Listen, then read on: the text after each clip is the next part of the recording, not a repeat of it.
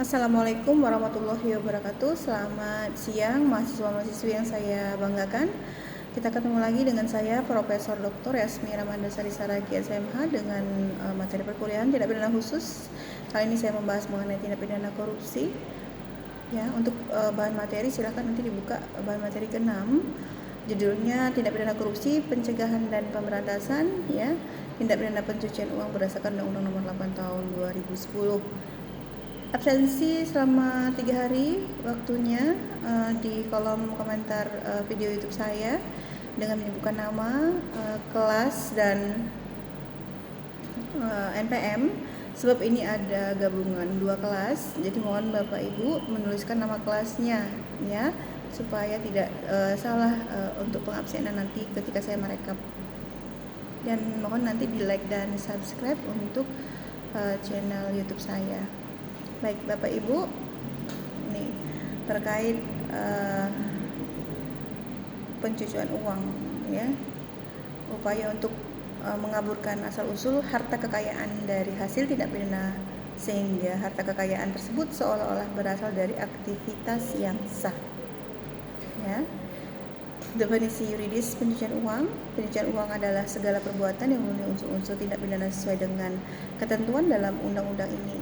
Ya, pasal 1 angka 1 Undang-Undang Nomor 8 Tahun 2010. Jadi definisi yang spesifik akan menyulitkan dalam penerapan hukum terhadap suatu delik di dalam undang-undang. Jadi proses pencucian uang Bapak Ibu berdasarkan teori ada beberapa, yaitu yang pertama ada namanya placement. Artinya penempatan dana yang dihasilkan dari tindak kejahatan ke dalam sistem keuangan. Kemudian ada namanya layering, yaitu memindahkan atau mengubah bentuk dana melalui transaksi keuangan yang kompleks ya, dalam rangka mempersulit pelacakan atau audit trail ya, asal usul dana. Lalu ada namanya yang ketiga integrasi atau integration ya, yaitu mengembalikan dana yang telah tampak sah kepada si pelaku sehingga dapat digunakan dengan aman. Ya, jadi ada 3. Placement, layering, dan integration. Kemudian kita membahas mengenai konsep dasar dan mekanisme kerja rejim anti pencucian uang.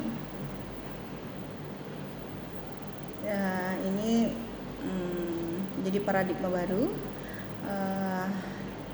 Yang pertama adalah hasil kejahatan as blood of the crimes ya. Kemudian yang kedua, harta kekayaan adalah titik terlemah dari rantai kejahatan. Kemudian yang ketiga ada efektivitas penegakan hukum atau pencegahan tindak pidana atau menambah sanksi atau penghukuman ya.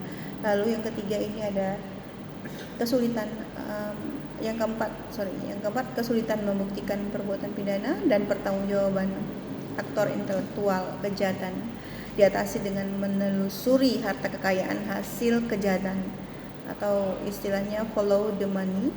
Lalu ada istilahnya menghilangkan motivasi pelaku kejahatan. Kemudian yang terakhir ada lebih adil dan lebih jauh jangkauannya. Dan ini paradigma baru ya, terkait konsep dasar mekanisme kerja rejim anti pencucian uang ya. Ada istilahnya blood of the crime ya. Oke, kemudian pelaku utama rejim anti pencucian uang. Ini ada beberapa Bapak Ibu ya, pihak-pihak yang terlibat ya. Sebagai pelaku utama rejim anti pencucian uang. Jadi yang pertama ada pihak pelapor, kemudian lembaga pengawas dan pengatur, lalu ada Ditjen Bea dan Cukai, kemudian ada PPATK, lalu ada penyidik, kemudian penuntut umum, lalu hakim dan lembaga eksternal ya, baik domestik maupun internasional. Jadi ini ada beberapa pelakunya Bapak Ibu ya untuk rejim anti pencucian uang. Lalu nanti Bapak Ibu bisa lihat di bahan materi yang telah saya share, ada struktur ya, ada bagan yang saya buatkan terkait rejim anti pencucian uang di Indonesia. Jadi ada Presiden, DPR ya, Komite Koordinasi Nasional TPPU, lalu ada masyarakat ya. Presiden kan eksekutif ya, DPR legislatif ya, kemudian Komite Koordinasi Nasional TPPU, lalu ada masyarakat. Nah, ada kerjasama internasional ya dalam pusat pelaporan dan analisis transaksi ya keuangan tadi ya. Lalu ada selain kerjasama internasional maka tentu akan ada kerjasama domestik ya. Jadi ada kejahatan asal, kemudian hasil kejahatannya apa, kemudian ada pihak pelapornya ya pihak pelapornya, kemudian ada lembaga pengawasan dan pengatur ya, bea dan cukai, ada sektor keuangan ya. Kemudian ada namanya sektor penegakan hukum dan peradilan, terdiri dari penyidik tindak pidana asal ya, kemudian penuntut umum, lalu ada pengadilan ya. Ini untuk dari struktur atau bagannya. Nanti Bapak Ibu bisa lihat ya yang sudah saya share kepada Komting bahan materinya. Kemudian kita membahas mengenai aspek-aspek penegakan hukum dalam Undang-Undang Nomor 8 Tahun 2010 tentang pencegahan dan pemberantasan tindak pidana pencucian uang. Jadi kita sebut kriminalisasi TPPU, tindak pidana pencucian uang ya, pasal 3 Undang-Undang Nomor 8 Tahun 2010. Jadi setiap orang yang menempatkan, mentransfer, mengalihkan, membelanjakan, membayarkan, menghibahkan, menitipkan, membawa ke luar negeri, mengubah bentuk, menukarkan dengan mata uang atau surat berharga, atau perbuatan lain atas harta kekayaan yang diketahuinya atau patut diduganya merupakan hasil tindak pidana sebagaimana dimaksud dalam pasal 2 ayat 1 dengan tujuan menyembunyikan atau menyamarkan asal-usul harta kekayaan dipidana karena tindak pidana pencucian uang dengan pidana penjara paling lama 20 tahun atau denda paling banyak 10 miliar rupiah.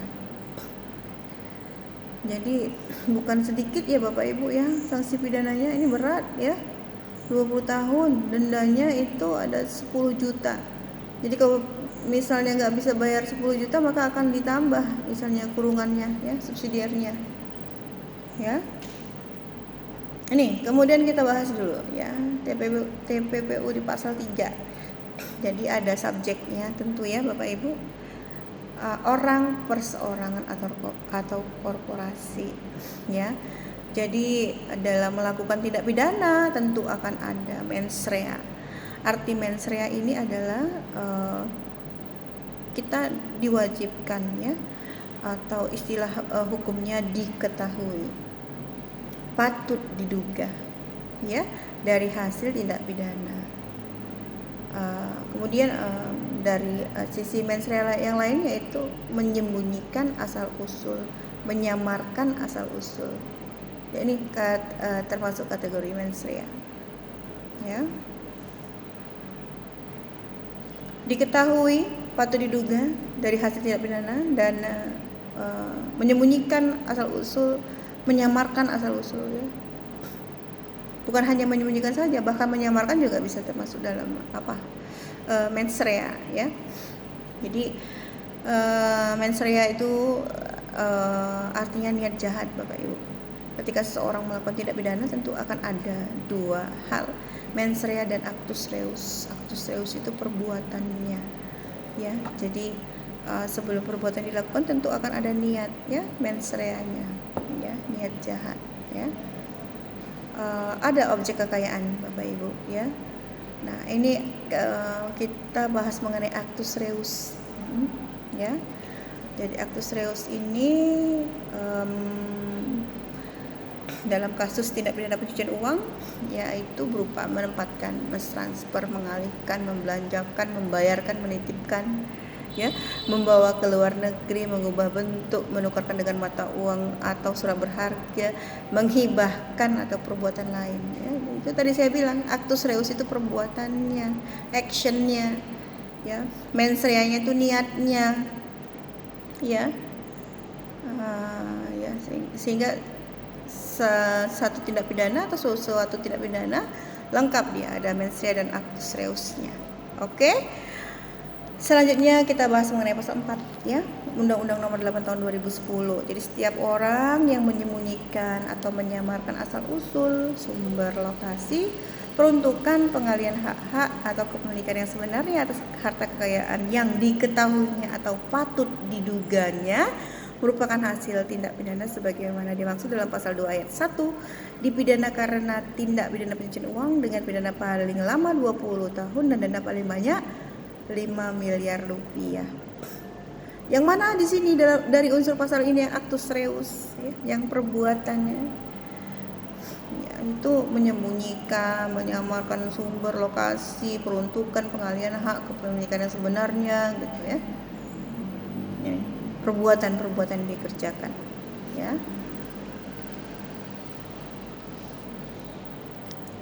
Oke, kita bahas seperti tadi. Jadi kita kupas mengenai pasal 4 ya, TPPU tadi.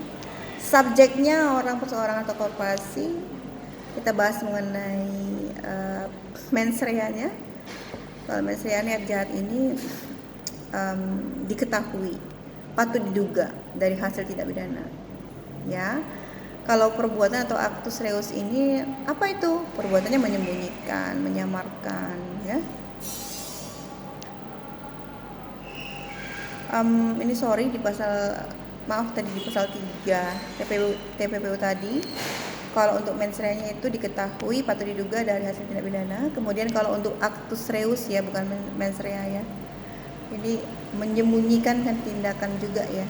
Menyamarkan juga tindakan juga ya, selain menempatkan, mentransfer gitu ya, dan lain sebagainya tadi yang saya sebutkan actus reusnya, perbuatannya atau tindakannya ya. Lalu actus reus ini juga terkait asal usul, sumber, lokasi, peruntukan, pengalihan hak-hak ya, kepemilikan yang sebenarnya ya, yaitu semua perbuatan yang dilakukan dalam unsur pasal 4 ya. Kemudian kita membahas mengenai pasal 5 Undang-Undang Nomor 8 Tahun 2010. Unsurnya itu setiap orang yang menerima atau menguasai penempatan, pentransferan, pembayaran hibah, sumbangan, penitipan, penukaran atau menggunakan harta kekayaan yang diketahuinya atau patut diduga merupakan hasil tindak pidana sebagaimana berlangsung dalam pasal 2 ayat 1, dipidana penjara paling lama 5 tahun dengan denda paling banyak 1 miliar rupiah. Nah, ini lebih rendah ya Bapak Ibu, cenderung untuk sanksi pidananya ya. Nah, jadi orang yang menerima atau menguasai penempatan ya. Nah, ini kita kupas lagi mengenai unsur pasalnya, pasal 5 tadi. Tentu subjeknya ada ya, orang perseorangan atau korporasi. Mens rea-nya apa tadi di unsur pasal 5? Yaitu diduga. Ya, patut diduga dari hasil tindak pidana. Kemudian apa actus reusnya atau perbuatannya? Yaitu menggunakan atau commission atau menerima atau menguasai atau istilahnya omission ya. Jadi ada commission dan ada omission. Harta kekayaan tadi nih yang digunakannya tadi. Apa perbuatan dilakukan? Yaitu penempatan, pentransferan, pembayaran hibah, sumbangan, penitipan, penukaran. Ya, ini ya pembedaannya di unsur pasal 5 ini ada actus reus dan mens rea-nya. Oke, Bapak Ibu, kita membahas mengenai tindak pidana asal ya. Tindak pidana asal ini banyak Bapak Ibu untuk pasal 2 ya, diatur di pasal 2 Undang-Undang Nomor 8 Tahun 2010.